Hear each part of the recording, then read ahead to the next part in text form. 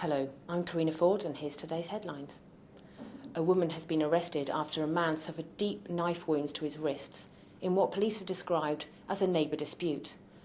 Officers were called to Rocket Way in the Forest Hall area of Newcastle at around 5 o'clock yesterday after receiving a report that a woman had been attacked with a hammer.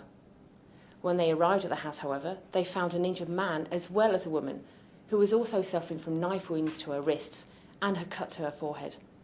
A 58-year-old woman has been arrested on suspicion of wounding. 9 private hire taxi drivers face losing their licences this morning after being hailed illegally on the streets of Newcastle. Trading standards officers posed as customers who hadn't made prior bookings after receiving a number of complaints about the private hire cabbies. Newcastle City Council say the crackdown was designed to protect Hackney carriage operators from losing trade to private hire vehicles.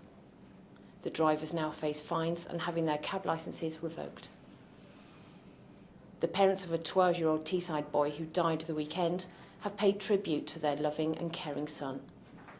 Joe Norris had just got off a school bus in Margrove Park near Gisborough on Thursday when he was struck by a BMW. He was taken to James Cook University Hospital with serious head and chest injuries, but he died on Saturday. Joe's organs have now been donated for transplant. UK builder Persimmon says it has shed about 1,100 jobs since the start of the year as it tries to deal with the downturn in the housing market.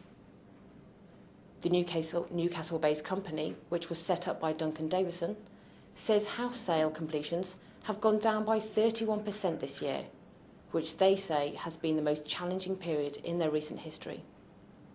The company has blamed the drought on the credit crunch, which has meant home buyers have been unable to secure the finance they need, while property prices have also put people off buying a home.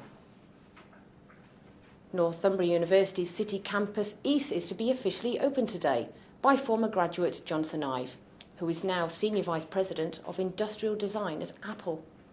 The new campus is part of a £136 million investment by Northumbria in its campus, and it has already picked up a whole host of regional and national awards for its iconic design. The new site will house 9,000 students in design, business and law schools. Finally, in Middlesbrough, an investigation has been launched after tenants were forced to leave a block of flats when a fire broke out. 15 people had to escape when smoke began to fill King's House in Central Mews. Police say they're treating the fire, started in a pile of rubbish in a bin store, as suspicious. That's all from me today. Tune in for another news roundup tomorrow.